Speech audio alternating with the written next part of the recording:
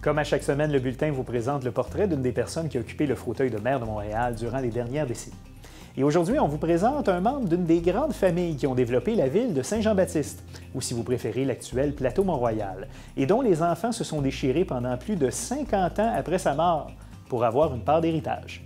Voici le 23e maire de la ville de Montréal, Joseph-Octave Villeneuve. Né en 1836 à Sainte-Anne-de-la-Pérade, Joseph-Octave Villeneuve est le fils d'un cultivateur qui déménagea à Montréal lorsqu'il avait 4 ans.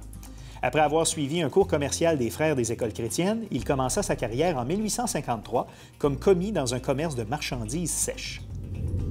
Il se lance en affaires à l'âge de 20 ans, alors qu'il loue l'auberge du Myland et s'engage à l'exploiter et à y effectuer des réparations.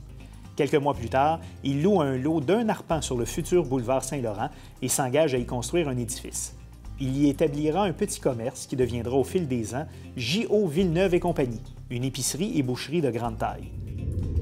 En 1860, il se lance dans les transports en créant la Myland Omnibuses, un service de navette entre Saint-Jean-Baptiste, l'actuel plateau Mont-Royal, et le village de Terrebonne.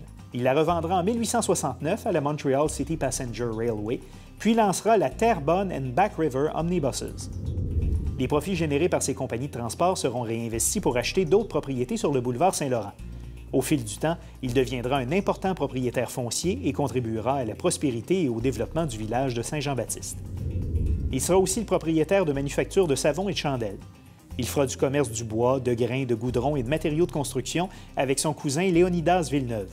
Plus tard, il fondera avec son fils la Blackstone Cigar Company. En politique, Joseph-Octave Villeneuve sera élu maire de Saint-Jean-Baptiste et préfet du comté d'Hochelaga en 1866. Vers 1870, il fera construire un marché public au coin de Saint-Laurent et Rachel, qui abrite aussi l'hôtel de ville et une salle de spectacle. L'édifice, reconstruit quelques décennies plus tard, fut démoli en 1966. Au final, Villeneuve occupa son fauteuil de maire pendant 20 ans. La nécessité d'implanter un réseau d'aqueducs et d'égouts et l'impossibilité de financer les travaux forcent l'annexion de Saint-Jean-Baptiste à Montréal en 1886. Villeneuve deviendra échevin au conseil municipal de Montréal, puis il se fera élire comme député d'Hochelaga à l'Assemblée législative. Grâce à l'appui des commerçants et des quartiers francophones, il battra James McShane lors de l'élection de 1894 et deviendra le 23e maire de Montréal. Et pour la première fois, le maire était élu pour un mandat de 2 ans, alors qu'auparavant, il y avait des élections à chaque année. Le gouvernement ayant fixé à 25 millions de dollars le montant maximal de la dette municipale, Villeneuve appliqua pendant son mandat à la tête de Montréal la même rigueur budgétaire que lorsqu'il était maire de Saint-Jean-Baptiste. Malgré ce contexte financier difficile, les travaux dans le Havre de Montréal se poursuivront, tout comme la construction de l'hôtel Vigée, à l'est du Vieux-Montréal. Des négociations auront lieu pour augmenter les revenus de la ville et, en 1895, le gouvernement accorda le droit d'imposer les mutations de propriété, ce qui est en quelque sorte l'ancêtre de la taxe de bienvenue. Quelques jours avant la fin de son mandat comme maire, Joseph-Octave Villeneuve est nommé sénateur par le premier ministre Mackenzie Bowell. Atteint du diabète, il conservera son poste au Sénat jusqu'à son décès en juin 1901 à l'âge de 65 ans. Il a légué à ses héritiers une fortune considérable.